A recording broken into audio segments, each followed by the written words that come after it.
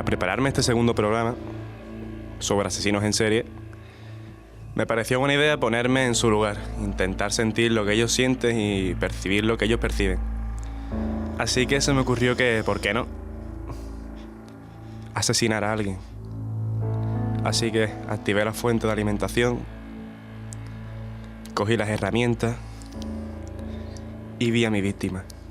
Me acerqué lentamente, pasito a pasito, cada vez más cerca, tan cerca que incluso podía notar su respiración, tan cerca que incluso tenía miedo de que escuchara mis pensamientos. Entonces saqué el cuchillo de su vaina, levanté la mano y cuando me disponía a clavárselo en el tórax, ¡pam!, se me fue la luz en casa, así que nada, consola apagada y otra vez a comenzar la partida de GTA. Buenas a todos, esto es 42, comenzamos.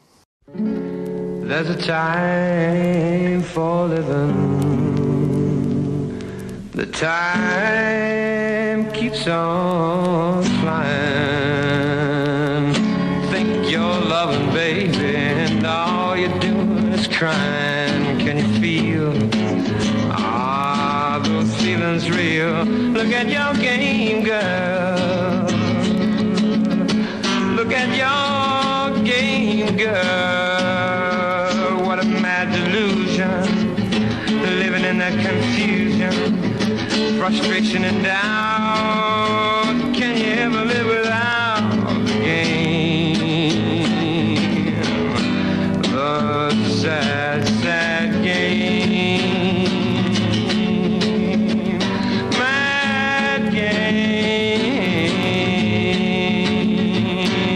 Just to say your love's not enough. If you can't be true, you can tell those lies, baby, but you're only fooling you. Can you feel those feelings real? Look at your game, girl. Buenos días a todos, estamos aquí en 42, un programa para Radio Indes. Un servidor, Daniel Cruz, y mi compañero, mi compadre, mi compañero de viaje en esta aventura, don Alberto Paramio. ¿Qué tal, Alberto? Buenos días, tarde o noche, según nos escuchen, Daniel. Es verdad, cierto.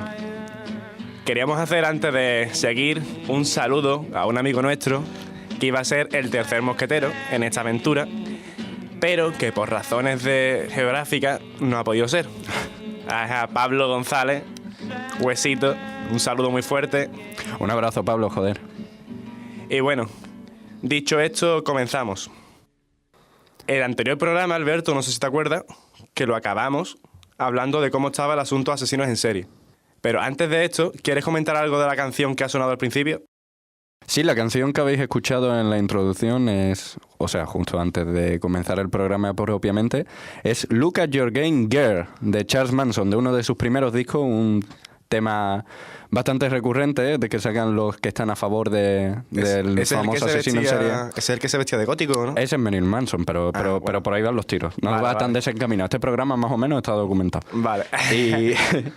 Y claro, yo quería ponerlo ahí por un temita que ya os comentaré cuando lleguemos al tema de Charles Manson, ¿no? Cuando vayamos avanzando un poco en el programa. Pero sí que me gustaría recordar, ya que hemos recordado a Pablo, allí donde esté. Te recordamos, ahí, que espero que nos estés viendo desde allá donde estés.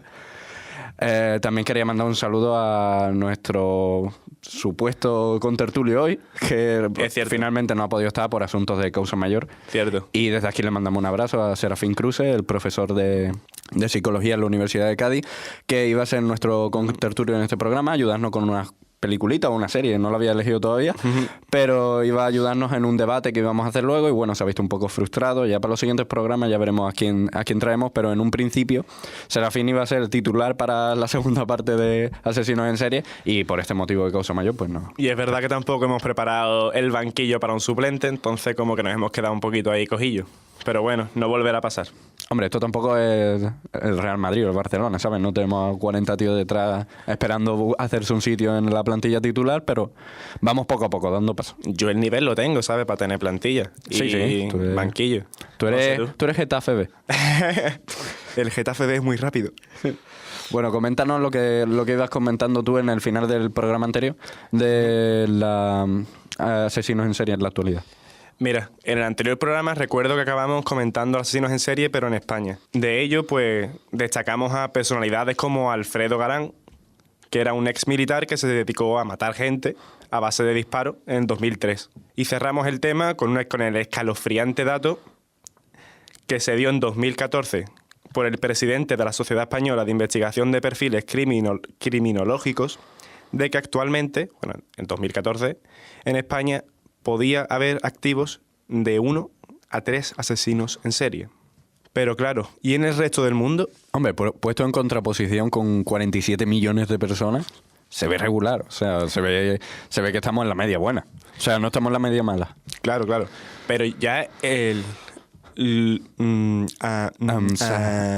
Esto es como las radios eróticas esas donde tú llamas y te empiezan, Dios mío, ¿cuánto llevas puesto? Pues acabas de hacer lo mismo, pero gratis. Gracias por decirme que tengo una voz erótica, tío.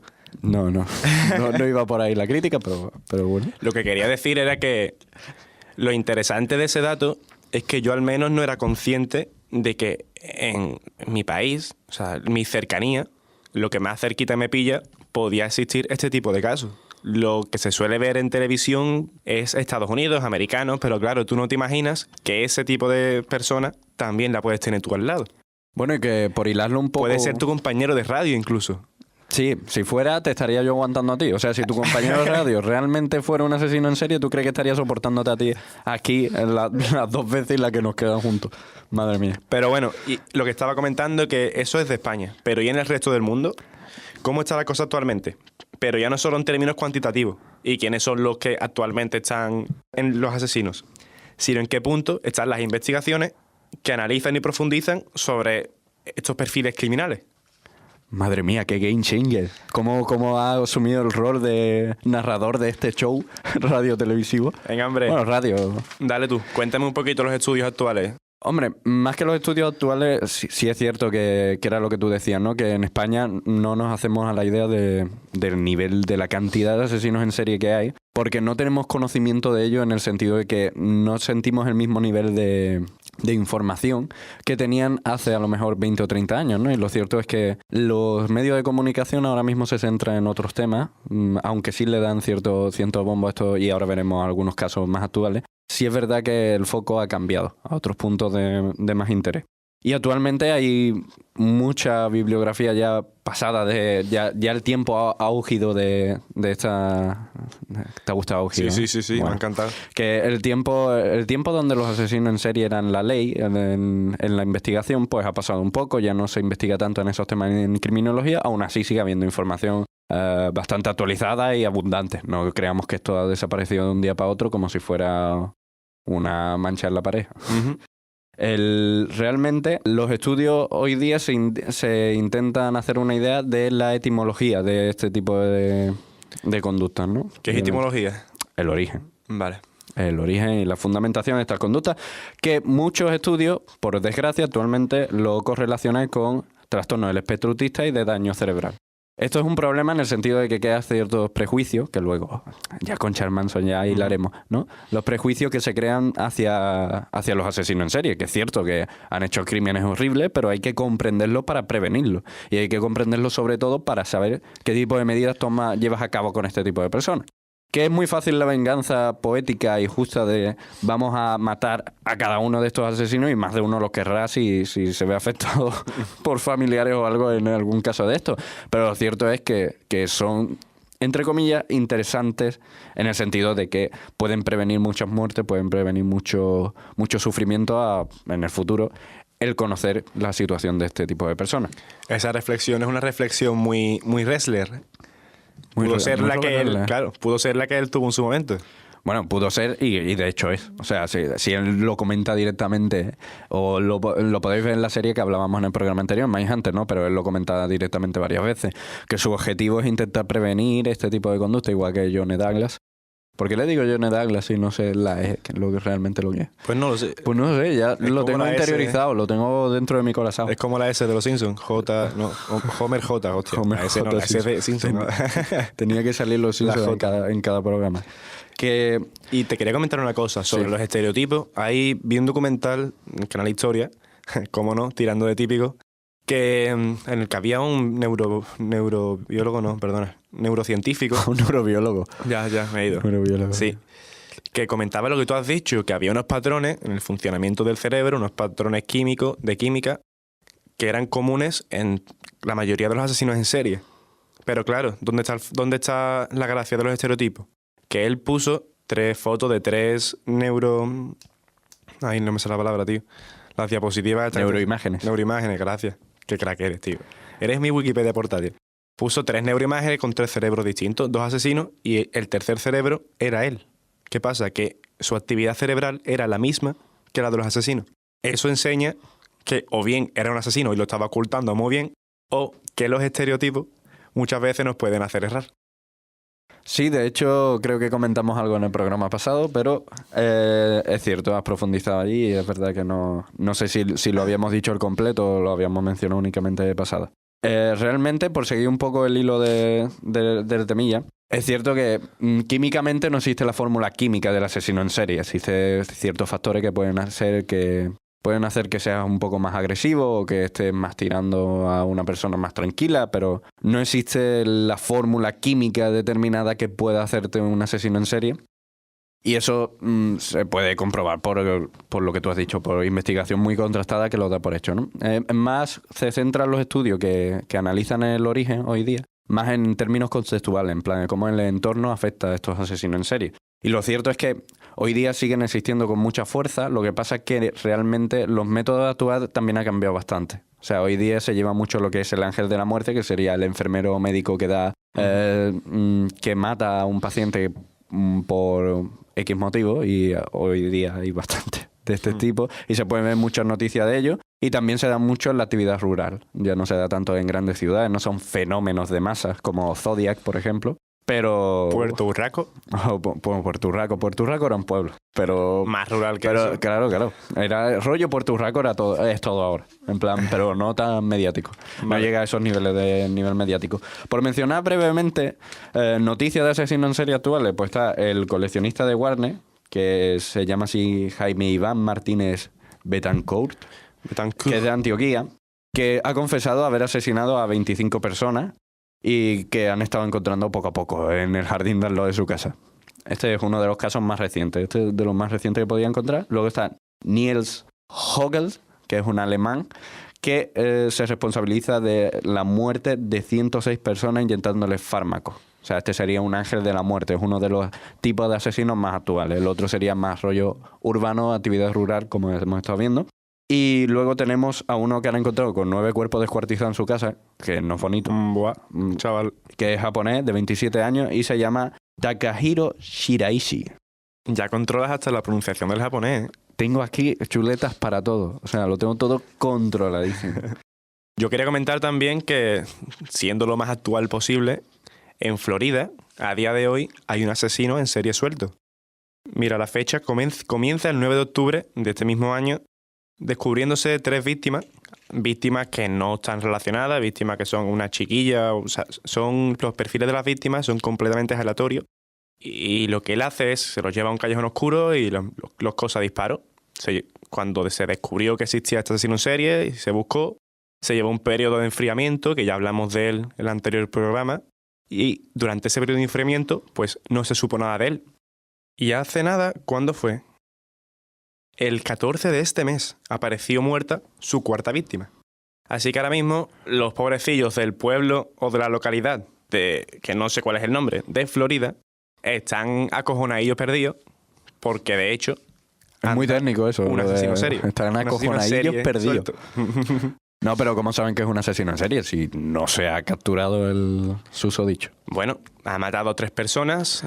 Bueno, sí, ha matado a 3 personas porque tú me no lo dices ahora parece mismo. tener ningún motivo, sí, claro. Ah, bueno, claro. Si encuentran 3 víctimas en un periodo de tiempo tan limitado, fue creo que Pero en tienen 10 días mismos métodos. encontraron las 3 víctimas, claro. El mismo método, Ah, vale. Recordemos que más de 3 víctimas ya era asesino en serie. ¿Qué pasa? Que no se encuentra ningún tipo de relación con las víctimas. Pero bueno, los policías de allí, en una rueda de prensa lo dijeron, que es un asesino en serie, pero que tampoco querían decirlo porque la gente tenía muy estereotipada la idea de asesino en serie. Hombre, no da tranquilidad. Claro. O sea, a mí me dice que hay un asesino en serie por aquí, por Jerez. Estamos grabando los estudios estos de Jerez de Radio Indés, que antes lo hemos dicho mal y yo lo dije mal también en el primer programa. Es ¿Cómo Radio que lo he dicho Indés. Indés. Indes. No, Indés, con tilde en la E. O sea, con tilde no, con acento en la E. Pero Indes suena mejor. Pero es Bueno, Indés y nos vamos Vale, a adaptar Indés. a donde estamos. Ok. ¿Vale? Para Venga, no, venga. pa no ir de... ¿Sabes? Me parece bien. Está feo también. Pues ahora Indes suena mejor. Bueno, que realmente también comenta que se hace muy difícil el estudio de estos asesinos en serie, como ya mencionábamos en el primer programa, porque siempre se ven en cautividad, como podría decirse. Siempre se estudian a posteriori, siempre se estudian en prisión. Y como a raíz de lo que tú estabas diciendo ahora, los asesinos en serie, para tener un conocimiento certero de ellos, tendríamos que ser capaces de medir su comportamiento y sus emociones en el momento en el que están desarrollando este tipo de actividades. Como eso es imposible, porque si no, no llegarían a cometerla. La información que nos llega sobre ellos siempre es a posteriori, en centros donde pueden recibir maltrato, simplemente pueden cerrarse o después del estallo mediático pueden actuar de otra forma. Entonces, en eso hacen bastante hincapié de que es realmente difícil calcular cómo sería la personalidad o cómo se evolucionaría el comportamiento de este tipo de asesinos. Y por hilar un poco con el tema, ya que veo que me lo vas a dejar a mí, todo esto comienza en una fatídica época. ¿En qué época? Sí, dale. ¿En qué época? No sé a qué te refieres aquí, así que sigue. Ah, bueno, vale. Es tuyo, el Que caso digo, es tuyo. vamos a hilar y lo vamos a hacer bonito, a lo conjunto. No, en el siglo XIX, en Whitechapel, aparece el primer asesino en serie, que tengamos constancia Hombre, claro. en sentido, Por favor, sí, en el sí, sentido más estricto posible. El primero mediático, diríamos, no el primer asesino en serie, pero el primero que se empieza a hablar en este sentido. Y este es Jack el Destripador. Chan, chan, chan. Ha puesto una música de cabecera. Es bonito también. Ah, ya. Bonito. Porque la has puesto tú, no has dicho, vamos a meter luego una música de cabecera. Has dicho, ¿para qué? ¿Para qué darle más ¿Para qué? trabajo a nuestra querida ¿Para qué? técnica? Si esto sobra aquí, si esto tiene aquí un... Bueno, ¿qué? Háblanos un poco de Jack el Destripador. De Jackie. De Jackie, bueno, no tenemos tanta confianza, se ve que por lo que sea no era una buena persona, no era querido, nadie lo llamaba Jackie, pero sí, podemos tirar con Jackie. Yo Vamos lo a veo tomarlo bien. claro, hombre. Esto, Lo tomemos este por ambiente Jackie. distendido. Sí, porque claro, es distendido, pero ¿hasta qué punto familiarizarnos? A ver si nos va a llamar uno, oye, me encanta vuestro programa, yo llevo 7 o 8 asesinatos seguidos, gracias por esta información, ¿no? No sabía que la policía me podía calcular de esta forma.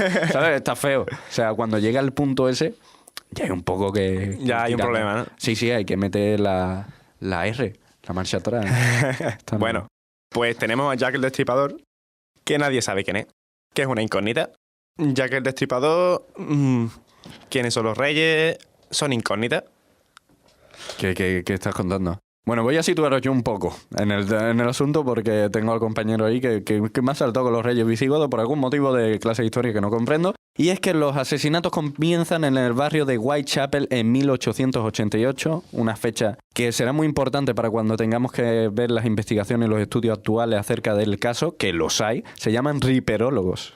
Esto me lo estaba guardando para más tarde, pero no me he podido aguantar porque hay tíos encargados directamente del caso de Jack el Destripador, pagados por el gobierno, para descubrir quién fue en su época Jack el Destripador. Pero en la actualidad. En la actualidad existen los riperólogos, dices? que son criminólogos únicamente y exclusivamente dedicados al caso de Jack el Destripador. En la actualidad. Buen dato, Alberto. Es un muy buen dato porque yo me quedé flipando. No sabía ni que podían tener nombre. Digo yo, serán 4 locos matados que lo tienen ahí con un caso que ya las muestras de ADN y todo eso en la época, por lo que sea, no cogían bien, no cogían cuerpo.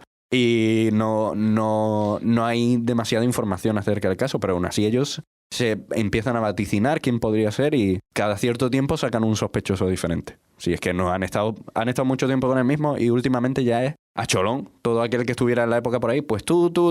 Y los que son muy metidos en el caso están constantemente diciendo constantes hipótesis acerca de quién pudo ser, ¿no? Pero claro, ¿en qué basan sus investigaciones? O sea, ¿cómo pueden decir que cierta persona ha sido Jack el Destripador? Imagino que tendrán muchos datos, irán conectando, Se basan en los homicidios atando hilos. del mismo modus operandi que son cortes en la garganta, mutilación en las áreas genitales y abdominal, extirpación de los órganos y desfiguración del rostro en mujeres que solían ser meretrices, prostitutas. Pues basado en ese modus operandi se calcula, se dieron cuenta de que había unos 6 crímenes entre 1888 y 1889. Pero realmente se considera que podrían ser más. Podrían ser una serie de asesinatos que ocurrieron entre 1887 y 1891. Esto no es baladí, esto tiene cierta importancia porque esto desmonta teorías sobre quién pudo ser, ya que muchos murieron poco después o fueron encerrados, muchos de los sospechosos, se da por entendido.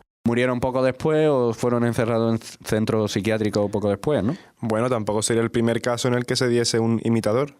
Hombre, sí, la verdad es que recibieron muchísimas cartas, que lo veremos más adelante, muchísimas cartas, y prácticamente se pueden dar por propias de Jack el Destripador, y aún así hay bastante dudas al respecto, 3. Pero recibieron multitud de cartas, es lo típico con cada asesino en serie, surgen siempre grupos de admiradores, con muchas comillas, a veces son simplemente bromas, que se suman al carro y mandan imágenes o mandan escritos, ¿no? Haciéndose pasar por ellos. Incluso algunos llegan a asesinar en nombre de ellos y ocupando su lugar para ganarse la fama del susodicho, como es anónimo, que es la pieza clave de ser asesino en serie. Basarla en tu anonimato.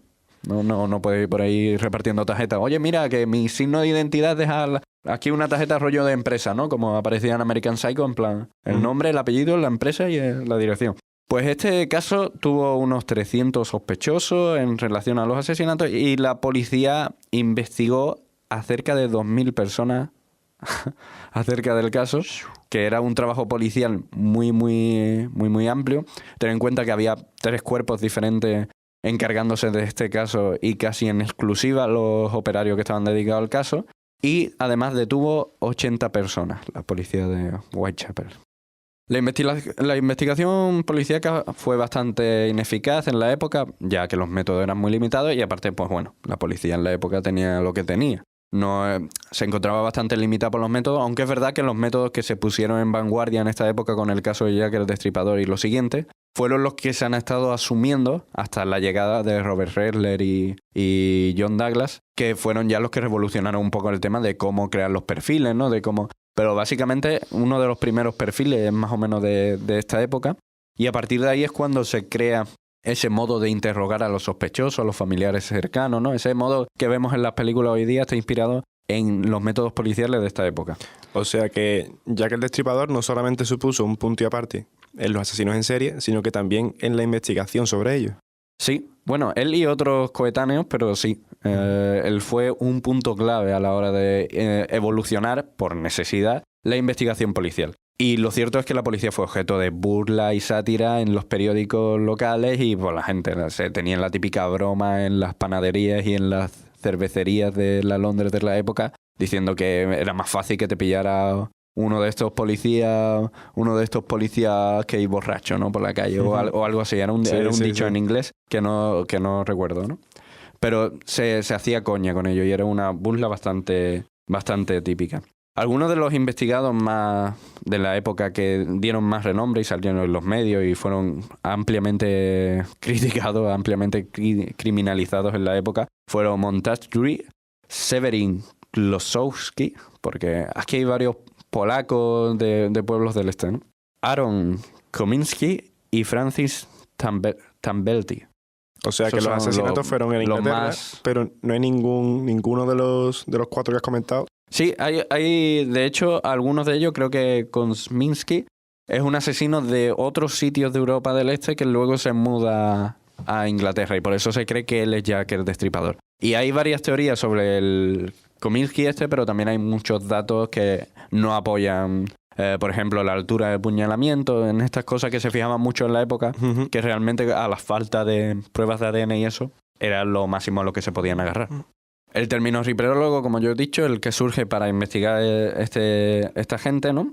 Y debido estos mismos riperólogos se dieron cuenta que debido a la insuficiencia de los cuerpos de seguridad de la época, los 3 cuerpos que estaban dedicados a ello, surge el Comité de Vigilancia de Whitechapel, que se encarga de contratar detectives privados, patrullar la ciudad en busca de posibles testigos y sugieren a la policía que redacten una recompensa para capturar antes al asesino, ¿no? Esto está más encabezado por George Lax, que sería también objeto del asesino en una de sus cartas, y siempre tenemos que tener en cuenta que este tipo de personas era muy propensa a relacionarse con las meretrices de la época, o sea, aprovechaban ya para meterse, así que creen que su eficacia fue muy limitada.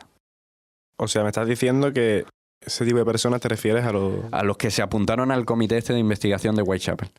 Este tipo de personas, igual que la policía en la época, pues eran muy dados a las meretrices, por lo que sea florecían en el Londres de la época, en el Londres que era bastante nauseabundo por otra parte, y esto daba pie a que hoy en día se considere que realmente no tuvo mucha eficacia en sus métodos. Pero que, bueno, estaba ahí en un cuerpo ciudadano, ¿no? Podría decirse, de vecinos que se unen en Whitechapel para encontrar y ajusticiar a Jack el Destripador. Y que al final tampoco sirvió de mucho, por lo que veo. Realmente no sirvió para absolutamente nada. Pues es interesante, la verdad es que yo no sabía el dato ese de que aparte del cuerpo de policía, a los vecinos o la policía misma pidiese ayuda al pueblo, porque eso realmente es pedir ayuda al pueblo, ¿no crees? No pidió ayuda al pueblo, el pueblo se levantó y dijo hasta aquí, porque sois unos ineficaces, no dais con el asesino, y ellos fueron iguales de ineficaces o más. Pero realmente sentían esa necesidad de tomar el toro por los cuernos, ¿no? Como se suele decir, y saltar y buscar al asesino ahí a contrapié. El perfil del asesino que hemos mencionado antes lo desarrolló Thomas Bond, que fue uno de los pioneros en la época, porque antes no se había trabajado con perfiles de asesino tal cual, y era un médico forense que examinó mucho los cuerpos, estuvo mucho tiempo metido en la investigación y tenía conocimientos quirúrgicos bastante avanzados sobre el tema, entonces pudo realizar una descripción. Aquí tengo un texto bastante largo con sus palabras literales que no viene al caso porque, bueno, es muy... El caso es que... ¿Qué es lo que cuenta en ese texto? En el texto cuenta que por la mutilación y tal se daba por hecho que tenía que ser un hombre, que conocía las técnicas quirúrgicas, que conocía... Básicamente se parece mucho a un perfil de asesino actual. Lo que pasa es que es bastante más cortito. Después de un tiempo rechazó los argumentos principales que puso en esa investigación y manifestó que el asesino debía ser un hombre solitario, sujeto a ataques periódicos de manía homicida o erótica e hipersexual, dado las mutilaciones, que eran de carácter sexual, eran los miembros genitales. El impulso homicida podría haber surgido de alguna condición mental de venganza o melancolía o manía religiosa. En aquella época tampoco tenían conocimiento extenso de lo que son los trastornos mentales. Entonces hacía una vaga descripción de lo que podría ser sus trastornos de personalidad. Si bien no hubo evidencia alguna de actividades sexuales entre el asesino y sus víctimas, la penetración de las víctimas con un cuchillo y la exhibición de los cadáveres son indicativos de que el responsable obtenía placer sexual con los mismos. Pero a ver, que yo me aclare. Descríbeme un crimen de Jack el Destripador. Pues Jack el Destripador encontrabas a estas meretrices y las asesinaba. Muy bonito, muy explicativo y muy... No, hombre. Las mutilaban normalmente. Normalmente mutilaban los miembros genitales. Cortaba pechos, hacía fisuras en la vagina. Él llegaba. En plan, las contrataba, tenía su servicio y una vez acabado el servicio, dice, yo paso de pagar, y las mataba. Las mataba y les desfiguraba el rostro. Buah. Normalmente es eso. Acababa primero con las víctimas, o bueno, esto es lo que tengo entendido yo, que primero acababa con las víctimas cortando la garganta y luego realizaba las mutilaciones. ¿Pero había previa violación? ¿O no había tipo de... O sea, no era una... No hay constancia de que haya.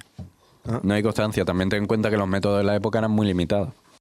Entonces, si encontraban un cadáver a lo mejor a las 2 semanas, se mezclaba el semen que podía haber tenido en la meretriz antes justo de trabajar, con después. No tenían una forma de reconocer o discernir entre un tipo y otro, o desgarros vaginales profundos. No hay constancia de ellos, pero tampoco se sabe si realmente se miraron con las técnicas apropiadas. Entonces, queda ahí, ¿no? Luego, más adelante, en el año 2001... Llega un señor que a lo mejor nos suena un poco, el detective John Douglas.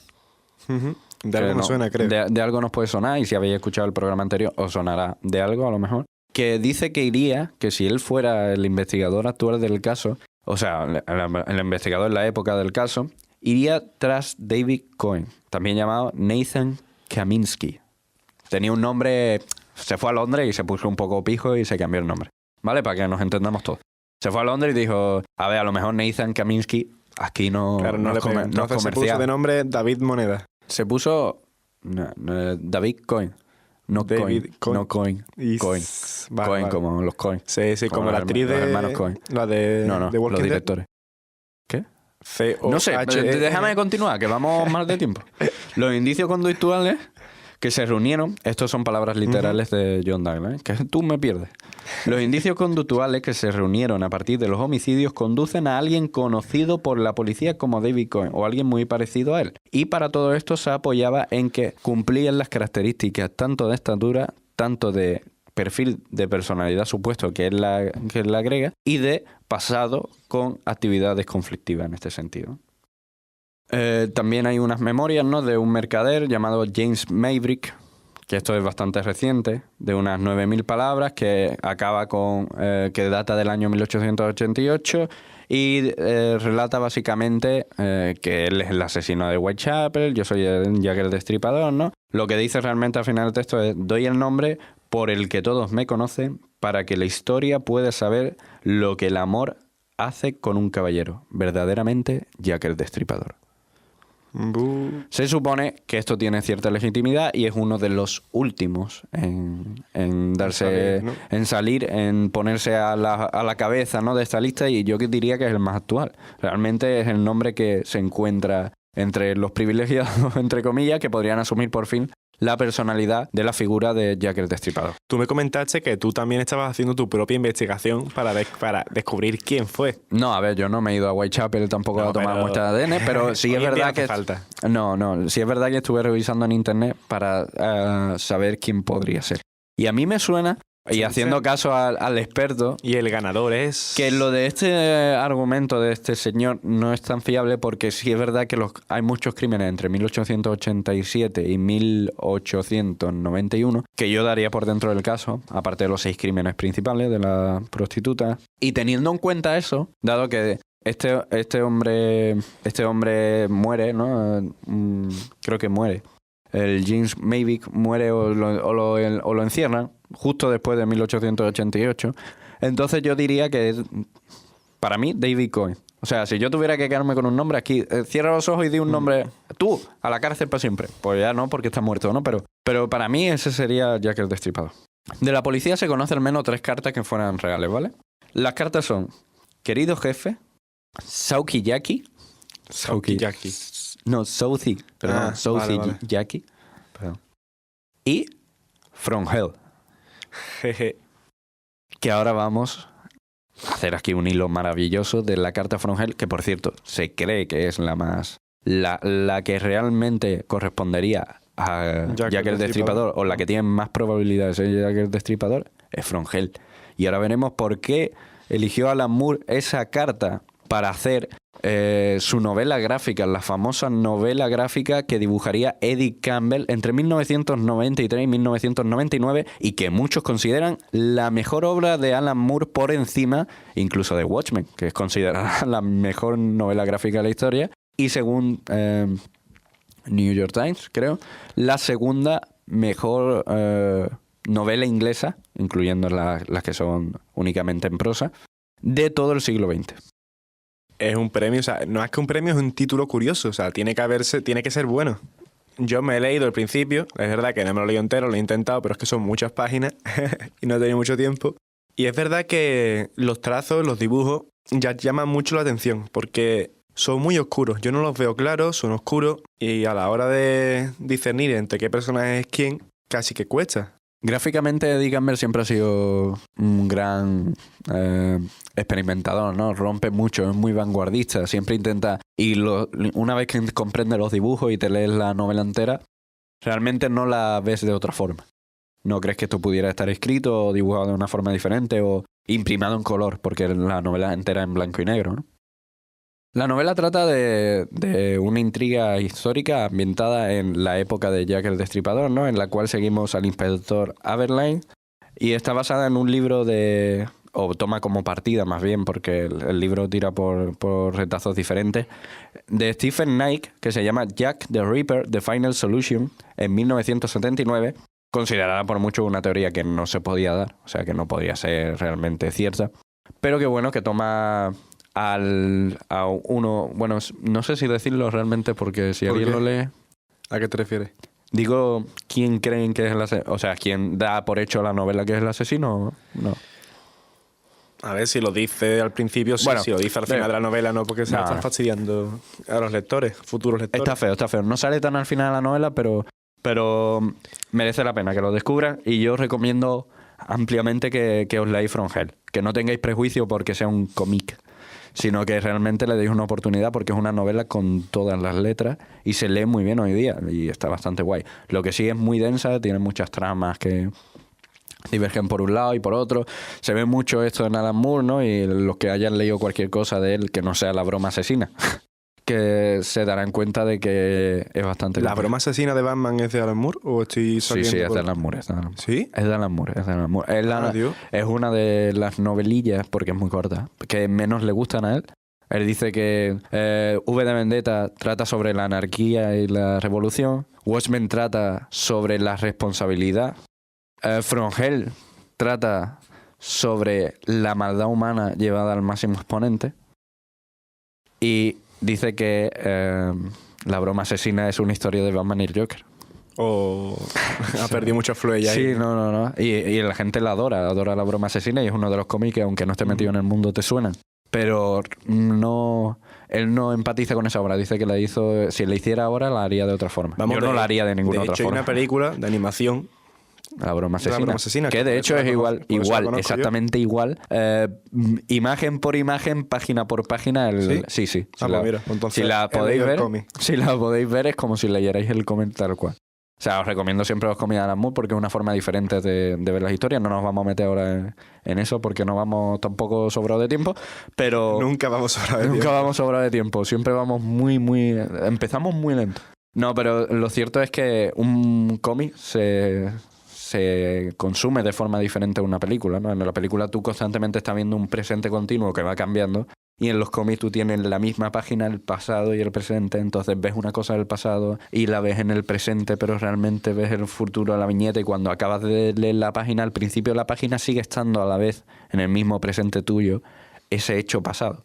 Entonces, como que se juega un poco más con eso y merece la pena leer este tipo de cómics. De hecho, no veis la película por lo que más queráis. No veis la película de Johnny Depp. No la veáis. Por lo que sea, si no la habéis visto, que es lo que a la gente le suena a From Hell, desde el infierno, si no la habéis visto, no la veáis.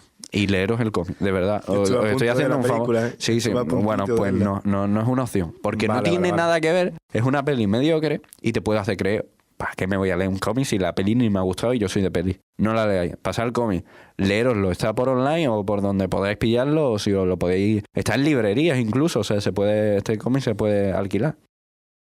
El caso, así muy rapidito. El premio Eisner lo ganó al mejor guión en 1995, 1996, 1997... La mejor reimpresión de una novela, porque se volvió a publicar, la ganó en el año 2000, y así tiene muchos premios Harvey también. No nos vamos a meter tampoco los premios que tiene porque no procede. Su título procede de las primeras palabras de la carta anónima de Jack el Destripador a George Lax, el del comité de investigación que estábamos comentando de Ciudadana, de Whitechapel, en 1888, que dice: desde el infierno, Mr. Lax, señor, os envío la mitad del riñón que tomé de una mujer. La preservé para vosotros. La otra pieza la freí y la comí. Fue muy agradable. Quizá os envíe el ensangrentado cuchillo que la sacó si solo aguardáis un poco más. Firmado: atrapadme cuando podáis, Mr. Lax. Esperaba un Jack el Destripador ahí, pero es Mr. Lax. ¿Y por qué Mr. Lax? Porque como que deja el remitente, el que envía la carta, o sea, al que envía la carta lo deja al final también. Y al principio pues lo menciona porque menciona el texto sobre él. Aquí no se da nombre. Jack el Destripador realmente no se da nunca nombre. Jack el Destripador el nombre se lo puso la empresa. La prensa. Sí. La prensa escrita. Ah, pero que él no adoptó ese mismo nombre. O sea, solamente el único que ha adoptado ese nombre fue del David Cohen, cuando hizo la carta esa en la que confesaba ser él Jack el Destripador, que dijo, bueno, me conoceréis, os digo el nombre por el que me conoceréis, Jack el Destripador. Sí, porque él nunca se atribuye el nombre se lo atribuye en los medios y él ya dice, bueno, pues ya Amigo, con esto vale, tiro. vale. Y es que lo daban por... Este nombre se lo dieron porque años antes existía un demonio que vivía por las calles que saltaba mucho, que es un proto superhéroe, que se llamaba Jack el Saltarín, que era un bicho que saltaba de tejado en tejado y asesinaba o asustaba a la gente. Y eso es según un pillaba. proto-superhéroe, no sé qué superhéroe conoces. Un proto superhéroe porque tú ves las imágenes de la época y parece Batman. Ah, realmente. amigo. Y era un asesino que... A ver, Batman tampoco va muy lejos. Batman no mata a nadie, pero está un poco para allá. Va un poco por ahí. El caso es que la novela se inspiró en parte en Dirk Gently, Agencia de Investigaciones Holísticas, de Douglas Adams, que aquí le tenemos cierto cariño. Y tiene una serie en Netflix esta serie, por si alguno la quiere ver. Pero bueno, lo que mira la novela de Alan Moore es que tiene que ser una investigación integral y holística. Es decir, centrarse en todos los elementos de la investigación para sacar una conclusión acerca de quién es el asesino, ¿no? La novela no solo la investigación en sí, sino que uno de los personajes alude mucho a la Inglaterra de la post-Segunda Guerra Mundial y habla del pasado y empieza a experimentar visiones en la cual se encuentra él en el futuro y se encuentra después de la Guerra Mundial y se encuentra este personaje, pues habla de distintos periodos de la época, ¿no? Y esto recuerda mucho al profesor Manhattan de Watchmen, que él es capaz de percibir el tiempo, el pasado, el futuro. Como tiene la voz, ¿eh? Te está costando la vida, vamos. Ahí, como bebe, niño. No me está dando pie a nada. El caso es que los dibujos representan a Londres como si fuera un personaje más. Y da por hecho que es un infierno, da por hecho que la Londres de la época es un infierno y que el supuesto Jack el Destripador es su rey. ¿Qué te queda Jack el Destripador, amigo mío? Estaba mirando si me quedaba algo por comentar. Bueno, algunos de los personajes históricos que aparecen en esta novela son Oscar Wilde, Aleister Crowley, William Butler Yeats, James Hinton, yeah. Joseph Merrick y el hombre elefante, ¿no? Que lo mencionamos Sí, en la película recuerdo. anterior. Y 5 miembros del circo Buffalo Bill. Y al nivel mediático se encuentra... Dios mío, moriré.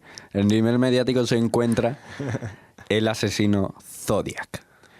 Vale. Ay, como hila, ¿eh? Qué crack eres hilando, de verdad. Hilando y muriendo. Asesino eres tú, en serio. Y es que en Zodiac encontramos a un asesino que actúa en el norte de California entre 1968 y 1969. Este asesino cuenta en su haber con 37 víctimas confirmadas, aunque realmente confirmadas solo fueron 4 hombres y 3 mujeres. O sea, se le da únicamente 7 en total. Eso es lo típico que ocurre, que después de cogerlo, el propio asesino dice, no, yo mato a más gente. Sí, y bueno, el asesino estaba más o menos comprendido en una edad entre 20 y 30 años por aquella época, ¿no? Y hay varias teorías sobre quién podría ser este supuesto asesino. Y en 2003, a finales de 2003, tuvo un impactante descubrimiento del caso porque se dieron cuenta de que las huellas coincidían con Arthur Lake Allen, principal sospechoso del caso, aunque realmente hay otras teorías al respecto, ¿no? Como el supuesto asesino BTK, que se da por hecho que este asesino, Dennis Rader, podría haber ido desde Japón hasta el norte de California únicamente para cometer los asesinatos antes de que se produjeran todos los asesinatos que se dio en su Texas natal, ¿no? Y otro de los libros que se publicó acerca de un libro que se publicó acerca de este Del posible asesino asesino del es Zodíaco. The Zodiac Killer Cover Up de Silent Bayets, publicado por Lyndon Lafferty, que fue un policía retirado que vivía en la época del asesino y tiene varias teorías respecto sobre quién podría ser. Ah, qué guay. Pero realmente lo que nos interesa de esto, para que la gente se meta un poco en el tema y haya inspecciones más en profundidad, es la película de 2007 de David Fincher, el de la serie Mindhunter, Seven. A este tío le van los asesinos. En el año 2007, que trata sobre las andanzas de este asesino entre 1966 y 1978, porque tiene en cuenta la investigación policial que se hace, incluso aunque no haya asesinato al respecto. Realmente la compañía Disney era la que tenía los derechos para hacer esta película. Imagínate a Disney haciendo la película del asesino en serie Zodiac, que es uno de los más brutales y más conocidos. ¿Y en qué la época dijiste que fue? En plan, en la peli, ¿en qué año se estrenó la 2007. peli? Porque pierde los derechos y David Fincher después se hace con él, ¿no? A David Fincher le toca de cerca porque su familia es de California, ¿no? Y él se da cuenta de que necesita hablar de este caso porque le daba miedo Zodiac, tenían miedo al asesino del Zodíaco. Entonces David Fincher no solo se pone a investigar para hacer la peli, sino se pone a investigar acerca de quién puede ser el asesino del Zodíaco. El director se mete muchísimo en su papel para intentar hacerlo lo más verosímil posible a la época. Está muy guay que lo haga, que sea como una forma de afrontar su miedo, ¿sabes? Sí, ten en cuenta que él se pone incluso en contacto con 2 supervivientes de Arlene Ferrin y Mike Magot, que el apellido francés, no me manejo en eso. Y con el inspector retirado David Toschi para saber el máximo acerca del caso. Y la película es muy realista. La película es casi 100% el caso. Así que yo recomiendo verla y después profundizar en el caso. Se han preguntado cuál sería más o menos el actor que lo interpretaría, pero al final es Mark Ruffalo, el actor que hace actualmente de Hulk. Robert Downey Jr., el actor que hace actualmente de Iron Man, en su peor época, donde nadie los quería. Él quería a Brad Pitt, pero realmente no tenían pasta para ello. Y cogen a Robert Downey Jr., que estaba un poco... y ahí es un poco proto-Iron Man, ¿no? El típico chulesco. Y al protagonista de Donnie Darko, Jake Gyllenhaal, porque se le da bien esa cara de tío medio bueno, medio malo. Aunque nunca se ve realmente el asesino, ¿no? Y no se sabe ni siquiera si alguno de estos 3 actores hizo de asesino en la película, en las escenas de asesino, para darle más intriga, porque como la intriga está ahí, quiere que la intriga se quede en el mismo espacio. Y realmente utilizó pocos efectos especiales, pero sí lo necesitó para recrear ciertas partes de San Francisco. Todo esto creo que es lo máximo que puedo decir acerca de la película Zodiac, y ya pasamos a el tema que es más de actualidad en este momento, que es el de Charles Manson, porque casualmente ha muerto esta semana. Digo, Alberto, así que después del descansillo hablaremos de él.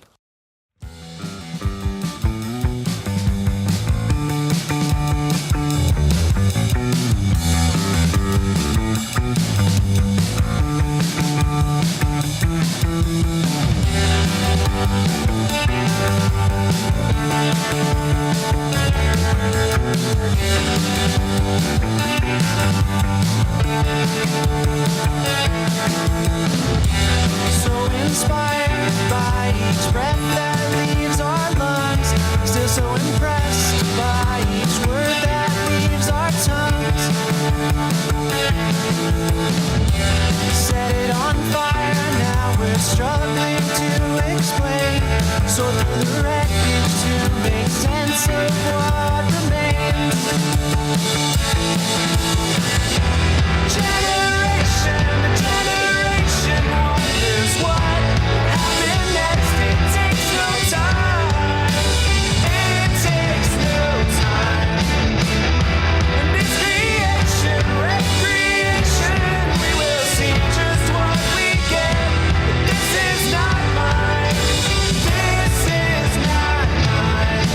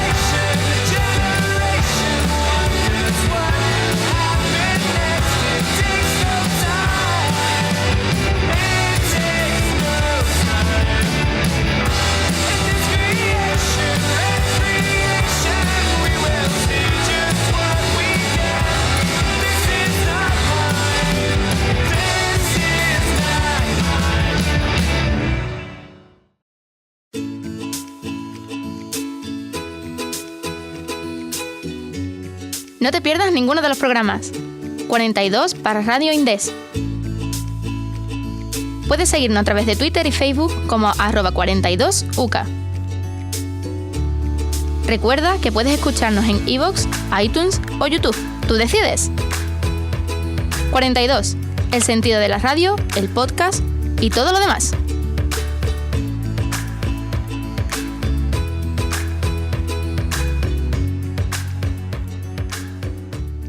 Seguimos aquí en 42 para Radio Indes, en directo única y exclusivamente para nosotros. Y es que nos toca el tema de Charles Manson. Lo cierto es que coincide con un evento muy especial en su vida, su muerte. Desde aquí... Y hemos de decir que no ha sido planeado, para nada teníamos planeado que ese pobre hombre falleciese, ¿sabes? Que ha sido todo muy fortuito. Es maravilloso que empatice con Charles Manson, pero lo cierto es que no es que sea un programa dedicado a él en el sentido de que lo tuviéramos pensado para él, pero sí es cierto que nos vamos a centrar más en su figura, ya que aprovechamos que ha acontecido esto, ¿no? Que bueno, podríamos hacerlo todas las semanas de un asesino en serie diferente para ver si se muere, pero podemos tomar esa dinámica y al ritmo que vamos seguramente lo consigamos. O sea, en vez de Death Note va a ser radio, ¿no? Sí. En Death Radio. El caso es que antes me gustaría meter aquí una pequeña cuñita de mi vida personal, que yo, por ejemplo, estaba defendiendo, porque a raíz del caso de Kevin Spacey, supongo que lo habréis escuchado todo, lo que ha pasado, ¿no? Que ha salido el actor este que trabaja ahora en Star Trek Discovery, diciendo que, bueno, que cuando estaban en teatro, pues él se la abalanzó encima, ¿no? Hubo un intento de violación. Abrazo cariñoso, ¿eh? Claro, y a raíz de esto, pues Netflix le ha cortado la serie y tal. Yo decía que obviamente a este tío que le caiga todo el peso de la ley encima, y si puede, y más, ¿no? Pero que era buen actor. O sea, una cosa no estaba reñida con la otra. Y eso no ha muerto buena, todavía. bueno, no ha muerto, pero su carrera sí. Sí. O sea, era buen actor, ¿no? O sea, American Beauty, Seven, son películas sospechosos habituales. Estaba pensando el título en español, porque esta la vi en inglés, me acuerdo, en su momento cuando la vi yo, no en la época. Pero, claro, yo estaba diciendo que tenía capacidad interpretativa muy buena. Y en muchas páginas y foros de cine, como que ellos se centraban en plan, no, ¿cómo te atreves a decir que este tío es buen actor? American Beauty es un horror. Y yo decía, hombre, el tío un sinvergüenza y ojalá vaya a la cárcel si es cierto que ha hecho esto, y parece que sí. Él soltó en el momento, yo soy gay, y se desmarcó del tema y dice, no, hombre, usted, da igual que sea gay. Claro, usted ha tocado supuestamente a un niño, se ha acercado hacia él, ¿no? Cuando tenía 16 años. Cuando tenía 16 años. El caso es que se salió la polémica. Spacey fue fue la serie House of Cards se quita, Spacey en los foros y todo eso. Así que con todo esto de fondo, yo me dispongo a hacer un experimento. ¿Y qué hago? Que subo una canción a una red social, Instagram, en este caso, la subo y le digo, oye, ¿qué os parece esta canción, no? ¿Qué tal os suena? Y pongo la típica encuesta que han metido la opción de encuesta ahora de me mola mucho, me mola poco. Y muchos me pusieron, en total unas 15 personas más o menos, me pusieron en plan, me mola mucho, y aparte me hablaban por privado en plan, tío, mola mucho la canción, ¿de quién es? Y yo, no, es de un artista con country, de esto, un poco indie, un poco sacado de su tiempo, no le daba nombre ni le daba datos. Y resultó que de esas 15 personas, todas le dieron a me mola mucho. Y esa canción no era otra que... No sé cuál es, si estás esperando que yo la diga. No sé el nombre. The Gay... Look at Your Game Girl, de Charles Manson, una de las primeras canciones de Charles Manson. Y yo puse, ¿veis cómo se puede ser un ser humano despreciable y no tener que juzgar la obra o los méritos interpretativos de este, en el caso de Spacey, ¿no? De este tipo de personas por ello? ¿Cómo hay que separar una obra de su creador, ¿no? Y ponía el ejemplo de como John Lennon, por ejemplo, y Bob Marley molían a palos a sus novias y se jactaban de ello, y todo el mundo pone Imagine, ¿no? Como la canción que une a todos los pueblos en armonía y todo, ¿no? O Charles Chaplin, ¿no? El discurso de el gran dictador de no, contra el fascismo, contra la mente colmena, contra la mente tal. Y luego, bueno, se ve que por el hombre este también se acercaba mucho a los niños, incluso se cree por declaraciones privadas suyas que él llegó a consumar esa relación con niños. Y a raíz de este experimento ya nos metemos en la vida. Era una pequeña cuñita, una pequeña historia, ¿no? Que le da cierto ritmo al programa porque lo enlentece, pero lo enaltece, ¿no? Y le da un aire de que nos lo hemos currado, de que está detrás. Y ahora Dani nos va a contar su vida en profundidad, muy levemente. Sí, Alberto, porque Charles Manson, aunque no mató a nadie, o al menos de forma reconocida, ha sido juzgado como autor intelectual de 7 asesinatos y está cumpliendo o estaba cumpliendo cadena perpetua. La historia de este hombre es muy interesante y tiene el punto en común de muchos asesinos en serie de tener una infancia difícil y en general una vida difícil. Su infancia, creo que el padre los abandonó a él y a la madre era prostituta y bueno, la madre pues tampoco sabía cómo cuidar de él. Incluso llegó a tener un novio que le pegaba palizas y tuvo que echar al hijo de su casa. Estuvo en reformatorios, robando, que si entro al centro de menores, que si salgo, que si me escapo. Y allí fue violado varias veces, ¿no? ¿En el centro de menores? Sí, cierto. En el centro de menores. A la edad de 15, 16 años, creo que es por esa edad. Pues bueno, en el tiempo que está saliendo y entrando al centro de menores, como yo te decía, llevaba a cabo no crímenes, sino hurtos y robos. En un principio no era tampoco gran cosa, eran robos, hurtos, nada del otro mundo. ¿Qué pasa? Que llega a los 18 años y al incumplir una orden que tenía, vuelve a cometer otro otra ilegalidad, al intentar cobrar un cheque, creo que eran $46, y por todo lo que tenía acumulado, pues acaba con una pena de 10 años aproximadamente en la cárcel. Ujú. Ahora sí la cosa es más seria, porque ya son 10 años en la cárcel. Entra a la cárcel y eso no será más que el sitio donde empiece a fraguarse el futuro Charles Manson. Allí aprende todo lo que aprende, lee muchos libros, asiste a todas las clases, es el alumno perfecto. El profesor, en una entrevista que se hizo para su documental, decía el profesor que daba allí clase que era impresionante porque se notaba que él lo aprendía todo, era como una esponja. Entonces, aparte, también coincidió en su celda con un mafioso que el nombre es Alvin Karpis, que era un mafioso de la depresión en Inglaterra, creo que era. De la ¿Era época de la inglés? depresión. ¿Era Sí, inglés? creo que sí. Y ese hombre fue el que le enseña a tocar la guitarra, porque Charles Manson era un apasionado de la música, y también le enseña los valores con lo que Charles Manson futuramente construirá la familia Manson. Además se une a la cienciología, ¿no? Por aquella época, cuando pasa esos años en prisión, en aquel momento que no tenía la fama que tiene ahora, que la ha dado Tom Cruise y estos famosetes que se meten en la ciencia, ¿no? ¿Y qué ocurre cuando sale de la cárcel? ¿Lo recuerdas? ¿En qué año? Cuando sale, ¿qué ves? Creo que era el 67. En En el 67, cuando sale, Movimiento hippie. es que se encuentra con el movimiento hippie de la época, ¿no? Los valores de love and flower, ¿no? Paz y amor. Paz y amor. Y bueno, se encuentra en un lugar en el que se encuentra toda la droga, toda la libertad sexual posible. Y esto viene muy bien con su personalidad. Él es un tío bastante carismático, ¿no? Y además en prisión ha aprendido a tocar la guitarra, ¿no? Se ha dejado el rollo indie rock. Y esto será decisivo en la época en la que él está viviendo, donde hay mucha frustración por parte de los jóvenes con la generación anterior, mucha frustración con lo que está pasando en Vietnam. Existirá realmente ese sentimiento de rebelión contra el poder establecido que le ayudará a formar esa familia, como tú dices. Claro, sus primeras víctimas, o más que víctimas objetivos, son chicas de buena familia, un poco perdidas. Las encandila con el tema de la música, lo que tú has comentado, al movimiento hippie le venía ni al pelo. Las encandila y las une a su movimiento. Poquito a poco, cada vez se iban incluyendo más y más personas hasta llegar a ser cerca de una 30, creo que era, el número de seguidores, aunque claro, fluctuaba, iba variando.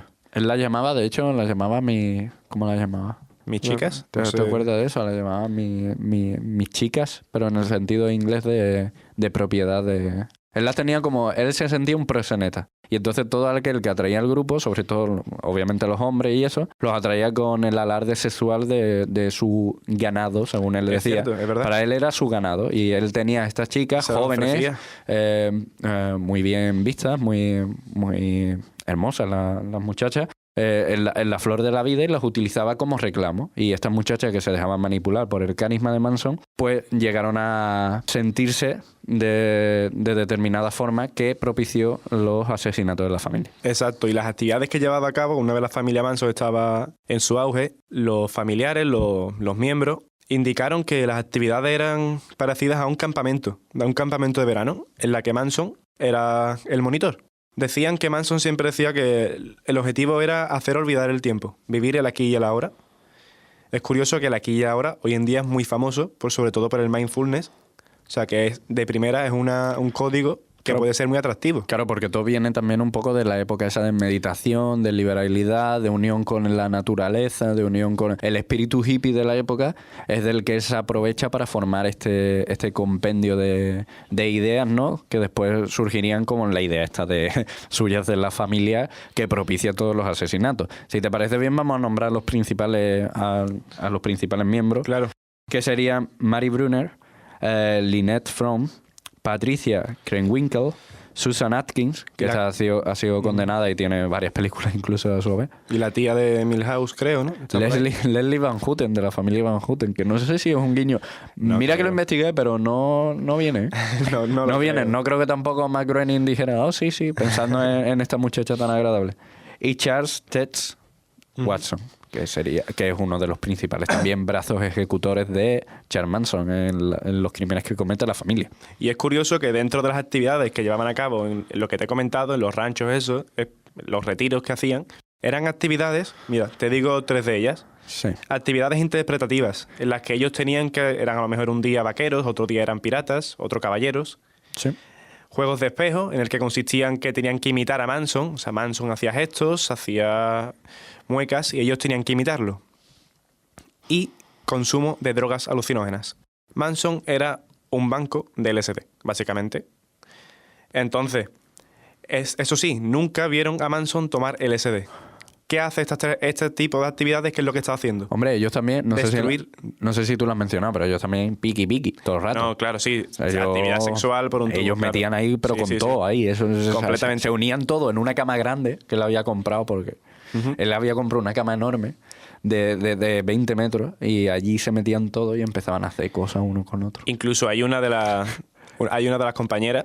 Esto es mentira, ¿eh? Tampoco volverse loco. O sea, Hay una de los miembros que decía que ella lloraba mientras lo hacía con Manson porque en ese momento estaba en una época en la que necesitaba cariño y Manson, mientras lo hacían, le decía que preciosa eres o que hermosa eres y ella incluso lloraba. Sí, porque Manson utilizaba el sexo, como decía Oscar Wilde, que todo en la vida es sexo, menos el sexo, que el sexo es poder. Él utilizaba el sexo como una herramienta para hacerse con el poder de las vidas de estas chavalas. Y no era realmente afectivo, realmente los actos, sino eran de posesión, de yo soy tu líder, tú me sigues a mí y tú eres mi rebaño y estás aquí conmigo. Y si yo digo que te acuestes con ese muchacho que está muy de bien ver y me trae a mí unas droguitas buenas, pues te acuestas con ese muchacho y lo que tengas que hacer. Claro, y además del sexo, también utilizaba la manipulación. Los iba moldeando poquito a poco. No me digas, ¿cómo es eso? Pues acudiendo a las actividades que he comentado antes de interpretativa, de juego de espejo, de las drogas alucinógenas, LSD, y también el aislamiento que hacían en granjas, en zonas muy apartadas, lo que Manson pretendía era la destrucción del yo, para así él poder construir un nuevo yo que le hicieran caso. Bueno, Dani, ¿pero qué es el yo? Para situarnos un poco El yo, el concepto. digamos que intentaba destruir el concepto, el autoconcepto que tenían de ellos mismos, el concepto que tenían de ellos mismos, su moral, su ética, para así poder Manson crear su propio ejército. Así que esto podría haber servido para que ellos se fueran separando de la realidad y ese distanciamiento facilitaba que ellos absorbieran todo lo que Manson decía. Y si a ti te parece en términos correctos, ya hemos terminado con la parte anterior a los crímenes. Digo, Pues la pregunta, Dani, esto crea un ambiente realmente de buen rollo, ¿no? Pues todo lo que hemos hablado de momento tiene que ver con una actitud de, bueno, pasarlo bien, tocar la guitarra, tener relaciones sexuales, tomar drogas que en un principio no hacen daño a nadie más que a esas chavalas, ¿no? Que estaban desperdiciando su vida en el sentido de que, bueno, estaban 24/7 con el caballero este. No, sí, era y el teniendo rancho en del cuenta, amor. claro, pero era el rancho del amor, ¿no? A fin de cuentas, no han llegado esos crímenes por lo que son famosas las familias. Y todo esto tiene que tener algún ingrediente, algún detonante que haga que toda esta mezcla explosiva se vaya por los aires, ¿no? ¿Y cuál es ese detonante? pues que en 1969 algunos miembros de este clan se personaron en la vivienda del productor Gary Hillman, creo que se llama, ¿cómo se llama? Gary Hillman, puede ser, ¿no? No, pero yo me refería al origen de esto. El origen. Pues no sé a qué te refieres, coméntalo tú. El origen de esto viene de 1969, de cuando Tex Watson, que tenía una deuda de $2.400 con Bernard Krause, que era un traficante afroamericano, se mete en sus narices que no va a devolverle el dinero. Entonces Manson y otro miembro de la familia deciden, vamos a hacerle una visita, vamos a meterle un poco el miedo del cuerpo al bueno de Krause y lo espantamos. Entonces hay un forcejeo, un miedo ahí en el cual no se sabe qué se va a pasar y ¡pum! Manson le pega un tiro a Krause y debido a esto él se cree que está muerto, ¿no? Al día siguiente está muy asustado, pero realmente Bernard Krause no estaba muerto, ¿no? Y Lo que pasa es que coincide con que al día siguiente en las noticias sale que ha muerto un pantera negra. Efectivamente. Entonces Manson se cree que es Krause, lo que pasa es que no fue él. ¿Y qué provocó eso en Manson? La creencia de pensar que ha matado a un hombre. Que empezó a sospechar de todo el mundo realmente y le empezó a urgir también el hallar dinero. Y eso ya hila con lo que tú dices de visitar a Gary Hinnan. Ahí estamos. En su casa, que cuéntanos un poco cómo fue más o menos el tema este. Pues se personaron unos miembros del clan, como he dicho antes, de la familia. Como la benemérita. Se personaron los miembros de la Guardia Civil allí, ¿no? Y fueron Robert Beausoleil, Susan Atkins y Mary Brunner. Ese crío lo que hicieron fue intentar entrar y robarles. ¿Qué pasa? Que ya no solamente eso, sino que entraron a la fuerza, secuestraron a Hinman y le torturaron durante toda la noche. Aunque les robaron $22.000, pues no era necesario esa tortura. Por lo que hay algo que las investigaciones no cuadraba. Hombre, sí, estaba un poco feo lo que le hicieron. Al final intentaron sacarle cierta información, ¿no? Para obtener más beneficio personal y se dieron cuenta de que no iba a hablar y entonces Manson ordenó a sus acólitos que lo mataran y se deshicieran del cuerpo. Sigue contando los crímenes de Manson. Continúa por la misma línea. ¿Cuáles son los siguientes? El siguiente es el de Polanski, ¿puede ser? El siguiente es el de Cielo Drive. El de la Polanski, no, el de Sharon Tate, que era la mujer de Polanski, que estaba embarazada en aquella época de 8 meses creo que era, y estaba con unos amigos de la familia allí reunidos. Y entonces esa noche es cuando que el gran crimen de la familia Manson, ¿no? Cuando el que se hicieron más famosos. Sí, Ted Watson entra, ¿no? Y la lía parda, mete 16 puñaladas a Tate. Pega un disparo a uno de los acompañantes de la misma. A Abigail la apuñalan 28 veces. A Winkle, que estaba por allí también, recibe 51 puñaladas y 2 disparos. Y empiezan a escribir en la pared la palabra pig, cerdo, en grande, ¿no? Como ofensa. ¿Por qué le escriben pig en la pared, en la pared, Dani? Pues no tengo ni idea, la verdad. Pues todo esto viene de las ideas de Manson, que se cree que se va a librar en Estados Unidos una guerra racial. Y decía que la canción de los Beatles, Helter Skelter,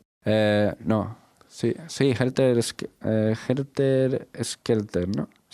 Helter Skelter. Era una canción de los Beatles así muy animada, que él decía que hablaba del conflicto entre razas, ¿no? Que hablaba de la guerra que iba a surgir en Estados Unidos entre los negros y los blancos y que todo esto tenía que suceder. Y entonces ellos solo querían ser revulsivos que diera inicio a esta guerra. Entonces pintaban cerdo, que era lo que les decían los panteras negras de la época, a los blancos privilegiados, los llamaban cerdo. O sea, que ellos lo que hicieron fue provocar. O sea, Manson pensaba que iba a haber un conflicto y lo que hizo fue provocar aún más ese conflicto. Claro, Manson pensaba que iba a haber una especie de evento apocalíptico, satánico. Realmente no se saben las creencias de Manson, ¿no? Porque cuando lo detuvieron se hizo un poco yo no sabía nada, ¿no? Se hizo un poco el locuelo para que le cayera, no le cayera una cadena de muerte ni perpetua y que lo enviara a un centro psiquiátrico, ¿no? Entonces decía, yo soy el hijo de Satán, yo soy el llamado hijo de Lucifer. Pero realmente no se sabe en aquel momento cuáles eran sus ideas, ¿no? Pero se cree que era que él realmente escuchaba voces y decía que era el hijo de Satán, que iba a haber una guerra racial y que él tenía que tomar partido en ello. O sea, se posicionaba desde el lado de los negros, supuestamente, y él decía que tenía que sobrevivir a esa guerra, que él y su familia iban a sobrevivir, pero que además deberían propiciarla para que surgiera lo antes posible, como para tenerlo un poco controlada, ¿no? ¿Y el crimen de Polanski fue el último que hicieron?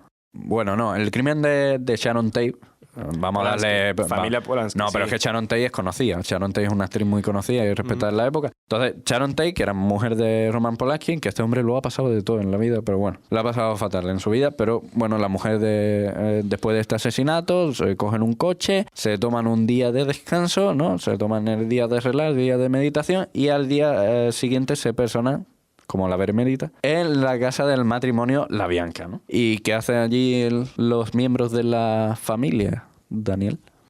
Pues Watson, uno de los miembros, grabó en el pecho, en el abdomen del marido, la palabra guerra, o sea, war. Además utilizó la sangre de la mujer y escribió en la pared muerta a los cerdos, sublevados y caos. Después de estos asesinatos, ahí sí que fue cogida a la familia Manson y condenada por la policía. Sí, aunque el recuerdo, como bien se sabe, es imborrable, ¿no? Y en ese estado, que era un barrio pijo en el que sucedió todo esto, un barrio de bien, de dinero, o no por menos estaban Sharon Tate por allí, pues cundió el pánico, ¿no? Y se compraron en las semanas posteriores 200 armas. Porque nadie era capaz de comprender que en un barrio así sucediera este tipo de cosas. Y con todo esto, Charles Manson ha intentado reclamar varias veces su condicional y salir de la cárcel, ha hecho varios discos en prisión, hasta a punto de casarse, si no una vez, más de una. ¿Estando una vez en la cárcel? Sí. ¿Con quién? Admiradoras.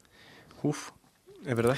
Su carisma seguía atrayendo a las jóvenes porque eran jóvenes, comparado con su edad, él ya estaba mayor y aparecían siempre muchachas que decían que se querían casar con él, que querían compartir su vida o lo que le quedaba. Y en la cárcel de vez en cuando daba una entrevista y revolucionaba el mundo, ¿no? Y era por ganar esa notoriedad. Pero es curioso que este sea uno de los asesinos en serie más conocidos y realmente nunca mató a nadie.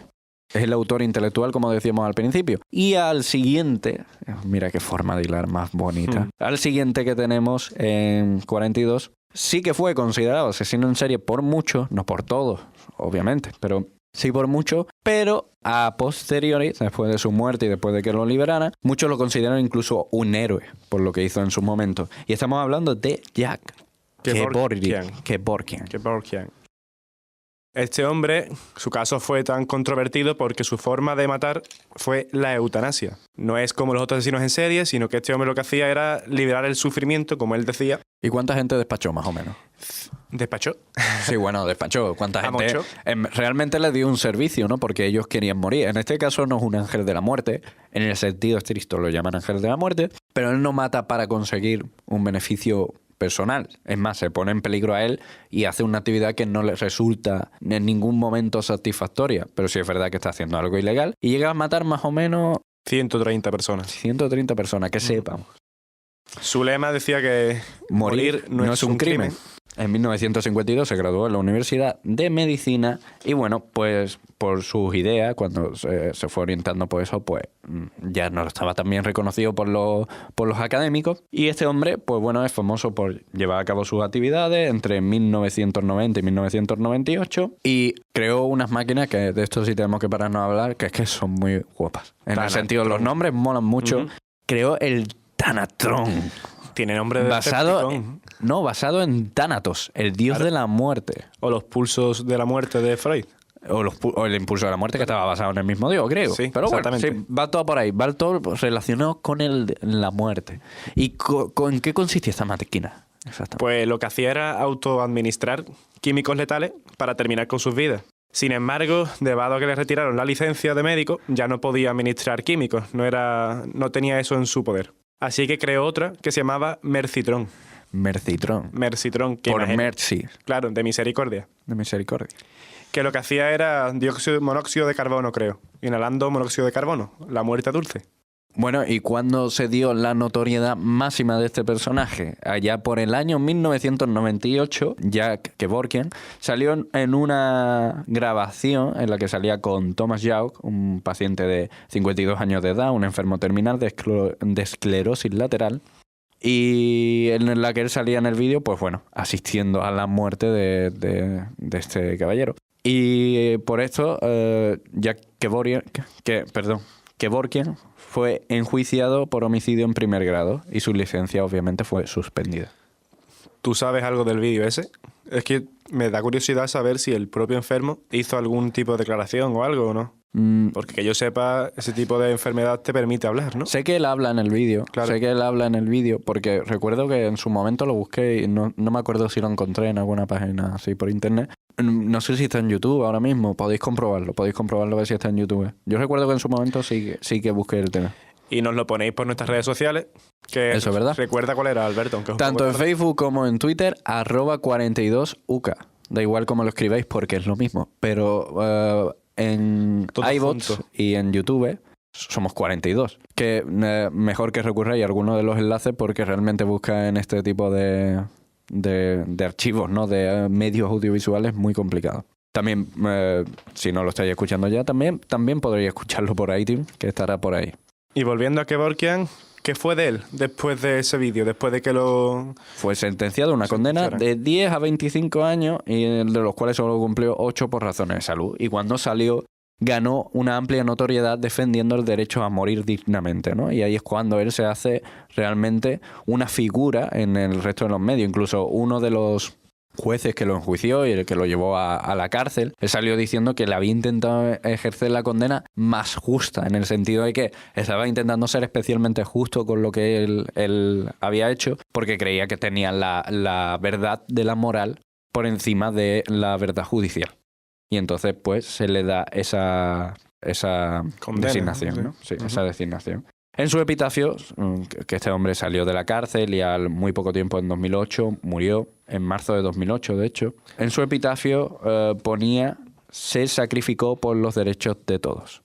Y hemos nombrado a este hombre, a Jack Kevorkian, porque existe una película a la cual podéis acceder que se llama No conoces a Jack, de Barry Levinson, que bueno, de Rayman, de la famosa película Rayman, de Tom Cruise y Dustin Hoffman, de Good Morning Vietnam, Sleeper, que es una producción de la HBO, como la película de Citizen X que teníamos en el programa anterior, y del año 2010. Y yo solo destacaría de esta película que te cuenta la vida de este hombre. Está basada en la novela de Neil Nichol y Harry Wilde, Sí. Entre los moribundos y los muertos, el doctor Jack Kevorkian, la máquina suicida asistida y la batalla para legalizar la eutanasia, que fue publicado por Visión en 2006.